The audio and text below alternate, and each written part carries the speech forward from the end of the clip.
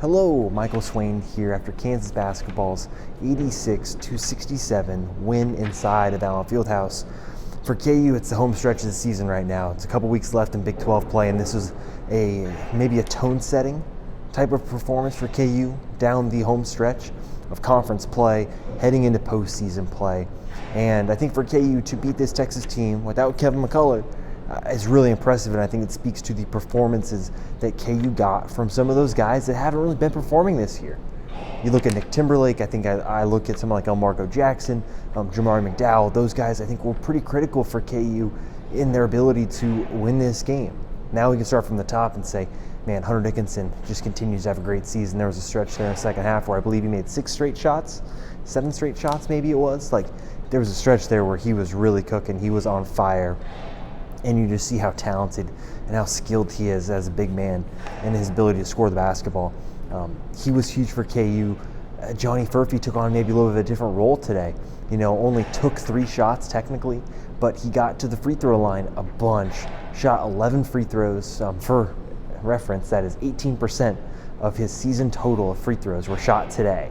That was a little bit different for him, and I thought he was really active on the glass too. I thought he had a really overall a solid performance. I think turnovers were kind of his big issue. Some of those came with, I think, just some bad passes that probably mental mistakes that he can do without, but I thought generally he was really good. KJ Adams was fantastic again. I thought the energy he brought, this is a big game for him. You think about him coming from Austin, playing against a guy in Brock Cunningham, who they went to the same high school. Brock's older than KJ, so Bill Self mentioned in Postgame, probably looked up to him. So for KJ, this was a game with probably a lot of emotion, and he's a player that I think needs to play with emotion. He needs to play with that energy, be a chaos guy, and I thought you saw exactly that from him today. And I think DeJuan Harris looked like the DeJuan Harris of old that we've seen when he is at his best. Those are the types of performances that he has, where he's able to create, right? 6 assists, 0 turnovers. But I think the scoring is what's so important. For much of the season, his finishing around the rim hasn't been great, and it's not been at the same level that we've seen from him in seasons past, but that was back today. I thought he looked really good and explosive, and he's someone that probably benefited from the week off and not having that midweek game. But the news, I think, probably long-term for KU right now is that Kevin McCullough is going to be out for some time. Bill Self said he's not sure when McCullough is going to be able to come back. He re-injured that bone bruise in his knee against Oklahoma. He didn't do anything this week. Self said he's definitely not playing on Tuesday against BYU, and it doesn't sound like he's likely to play next week against Baylor. Right now, Self is more concerned about his availability for the NCAA tournament in the postseason, and that's really big. And I think that's why the performances that we saw from those kind of tertiary, secondary players from KU, that's why those performances are so crucial, because those are the guys they're going to have to provide depth in the next 2 weeks as KU tries to finish out Big 12 play strong. And something that Bill Self did today that I don't ever remember him doing.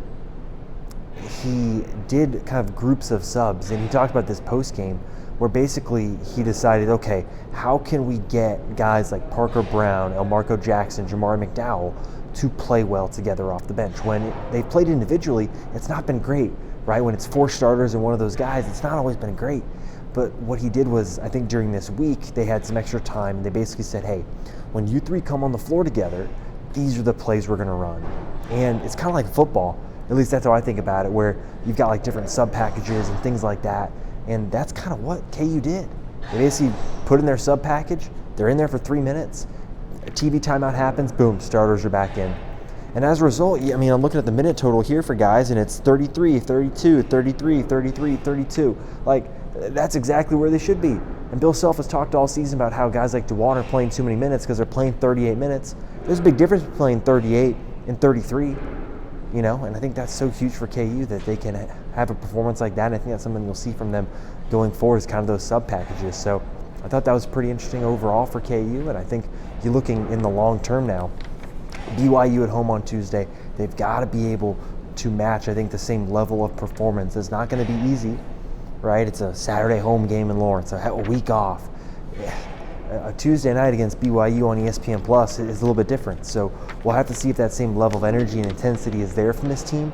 But I think there are some encouraging signs here that if Kansas is without Kevin McCullough down the home stretch, and who knows when he'll come back, I think there's some extra things here in this game that are probably room for encouragement for KU heading down the home stretch. So those are my thoughts. I thought Bill Self had a really interesting post-game press conference. Made some really good points about, I think, the bench and the way KU played today. Check that out on the YouTube channel. Obviously, the website got all sorts of content there for you. Make sure you're checking it out, fog.net. And as always, we will talk to you on Tuesday night after KU and BYU face off.